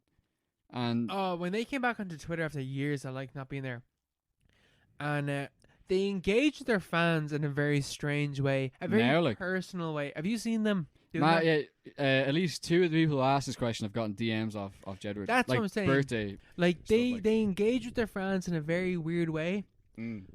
But they also I think it's a nice way. They also call out J.K. Rowling for being a transphobic piece of shit. They also call out Piers Morgan for being a fucking arsehole. They call out the anti-mask crew for being conspiracy theorist fools. Like Micheál Martin. They're getting political. They're calling out all the right shit. Yeah. And I agree with them. And they're interacting with the fans. They DM the fans, you know. Like, they're an anomaly in Irish culture. They're something else. I agree with everything that they say. They're like too, you know that Hunter Thompson quote, too perfect to live, too retarded to die, or something like that. Yeah, It's like they're just, that's obviously not the right quote, but something about like they're just like, they're fucking posh fucking, I don't know where they're from, like Stillorgan or something. Hyde, I think. Yeah. But fucking Instu heads with like a fucking English accent, and like they look like robots. Like, they shouldn't be as like cool as they are, really, you know. They look like they're just dead on, but they should, you know, you wouldn't expect that from them, you know. Do you imagine someone coming back to you in, when was it, like 2011, 2010, when they were on X Factor? Yeah, 2010. When they're like getting to the live stages and come back, someone from the future comes back to you and they're like, Jedward are gonna represent Ireland for 2 Eurovisions, and they're going to be huge political figures on Twitter. Yeah, I don't think they're political figures. No, but you know what I mean. Like, you know what I mean. Like, the fact that someone would say, "Oh, they're still going in 2020," even then, I was like 12. I would have been like, "No way." I would have been like, "What?" They're shite. I would have been like, "They're enjoyably shite, though." Yeah, even the fact that what was the year that they did it? There was no one else really on it. There's no one that you can think of. Man, I can't remember. I think it was Alexandra Burke. JLS, I think, was the same year. Yeah, if someone came to me in 2010 and said, Jedward are the only people who have a career 10 years from now out of all this crop, I would have been like, what are you talking about? Yeah, I would have been like, no way. Where the fuck is Alexandra Burke and where are JLS? She's fucked. They're both fucked. JLS are pedos, man. They fucking got cancelled. Are they actually? I actually did hear about something like that. Yeah. I actually did hear about that. One of them's in prison or something. I did hear about that. Yeah. There's something with that. Right, so Jedward, we're in X Factor in. Wait. My God! What? 2009. 2009. Oh man. 11 years. Yeah, it's been a while. Who the fuck? Who won 2011 X Factor? 2009. X Factor 2009. 2009. Lisa Edwards. Who the fuck is that? Wait, let's see. Lisa Edwards. Sorry, that says Denmark season 1, season 2. UK. Yeah. That's a different one. Joel McElder. Oh, Joel McElder, yeah. And fucking Ollie Murs came second. Ollie Murs, yeah. That was the year that they were in. So, yeah, still, Jedward are the only people with careers after, like, 11 Joel years McElder? Who the fuck is that? Like, he hasn't done anything. He sings on, like, Ollie Murs has became big, but Jedward are far surpassed that. Ollie Murs, he's a fucking pedo as well. And he had like I think he is a weirdo. He had like 3 songs. Remember he did that Vine or whatever, or like the TikTok where he had like his dick in a Pringle can. But he's no Jedward, like, you know. No, he's no Jedward. He doesn't have the influence that Jedward spent the lockdown hanging out with some fucking like. He went to the Black Lives Matter protest in America. Did they? Yeah, man. Yeah, they were hanging out in. They spent the lockdown hanging out with like a porn star in California. Tara Reid or something. How do I know that name? There's also I actually don't know that name. There's another Tara Reid who accused Joe Biden. Joe Biden. Joe Biden. Joe Rogan. Joe Biden of sexually assaulting her. So she was in the news for a bit. But this is a different Tara Reid. She's a porn actress. See that thing about? Oh wait, she's not. Wait. Oh, she's just an actress. Oh, sorry. Question number 5 from Killian. Question number 5 from Killian asks, any book recommendations? Book recommendations. I'm glad he asked, to be honest. So for fiction, same as last week, I recommend Crown of Law 49 and I recommend Blood Meridian. In terms of non-fiction, again, same as the other week, Orientalism by Edward W. Said. Jesus. The wine has gotten to me, ladies and gentlemen. Fucking hell. But beyond that, the book that I'm reading at the moment, which is a book about transgender women's perspective on the patriarchy, I guess, and sexism and misogyny. It's called Whipping Girl, a transsexual woman on sexism and the scapegoating of femininity. Oh, I need to do that again, right? Pronounce that for me, please. Pronounce that for me. The full thing. Femininity. Femininity. Femininity. Femininity. The book is Whipping Girl by Julia Serrano, a transsexual woman on sexism and the scapegoating of femininity. Mark, any recommendations for books? Recommendations? Well, we already talked a lot about Mark Fisher. Yes. I think required reading. Not even in terms like he's not a political writer really. He is political, but at the same time he talks about stuff beyond that. It's like it's more of just like basic ideas and cultural observations. But beyond that, I think maybe Omega Point by Don DeLillo. Don DeLillo, yeah. Is he still alive? Yeah, he's still going. Yeah, Jesus, I reckon. But it's like sort of like a post Iraq War kind of existential vibe. It's like about a guy in the desert, and he's talking about he's like sort of like a Buddha character almost, and he's talking about his experience in the war, and then he gets like interrupted by this mad sort of traumatic experience, and it informs the rest of the book. It's really like sort of. It's very, very short. It's like 120 pages, but it's very like meditative, and it has a lot to say if you look really deep inside it. But I think it's worth looking at, especially in terms of what we're talking about earlier, like this whole epoch beyond 9/11. Yeah, like we're still living in the age of the Iraq War. Basically, the Iraq War is the last thing we imagine as like a marker, like a cultural marker, maybe beyond Trump or coronavirus. But that all sort of leads up beyond 9/11 and like Iraq War. Yeah. And beyond that's just like fucking darkness, you know. I would say as a precursor to maybe Point Omega, White Noise by Don DeLillo as well. A key text in postmodern literature. Definitely. Do you have any more? No. I got 2 more books. 2 more? Fire away, man. Less Than Zero, Bret Easton Ellis. I recommend reading Less Than Zero before you read American Psycho, because Less Than Zero is basically American Psycho in half the amount of time. It deals with the idea of materialism and all the stuff that it's basically a lighter version of American Psycho. American Psycho is a very dark, very disturbing, very fucked up book. A couple of pages that you can just entirely skip because he's talking about bollocks, like the history of a band. You can ignore that. Does not tie into the narrative of American Psycho. But Less Than Zero, I think, achieves all that it sets out to do in a shorter amount of time. And it's way more accessible because of it. Like, I think Less Than Zero is like less than 200 pages. Meanwhile, American Psycho is like 400 plus or 300 plus anyway. And then my last recommendation is Pedro Páramo. This book is fucking incredible. This book is a Mexican gothic horror book. Have you ever read this book? I've never heard of it. Yeah. Man, you need to read this book.